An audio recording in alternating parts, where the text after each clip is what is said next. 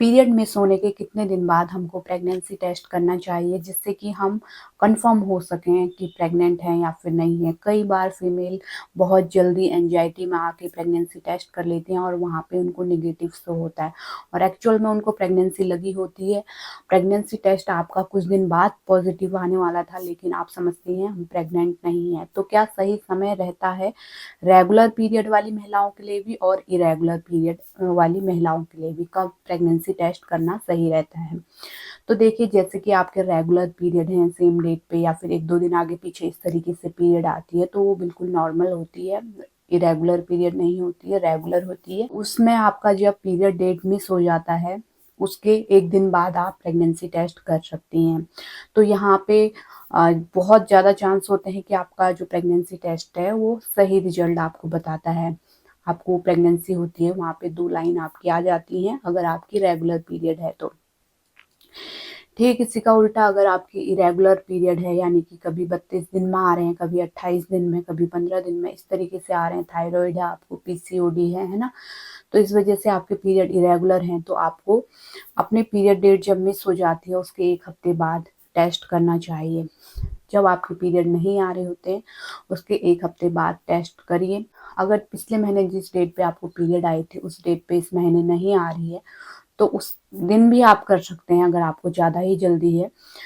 लेकिन जो एक्यूरेट आपका रिजल्ट आएगा वो 1 हफ्ते बाद ही आएगा, तो 1 हफ्ते बाद करेंगे। उसमें आपको कुछ पता समझ में नहीं आता है और फिर भी आपका पीरियड नहीं आता है तो आप 1 हफ्ते बाद टेस्ट कर सकते हैं। और 1 हफ्ते बाद भी अगर आपको हल्की लाइन दिखती है आपके टी सेक्शन पे, है ना, सी पे तो आपको डार्क लाइन दिख रही है, टी सेक्शन में आपको हल्की पिंक लाइन दिख रही है, हल्की फेंट लाइन दिख रही है, तो तब आप 4-5 दिन बाद रिपीट कर सकते हैं। इस तरीके से जब आप प्रेगनेंसी टेस्ट करते हैं तो आपके जो प्रेगनेंसी टेस्ट है वो सही रिजल्ट आपका आता है।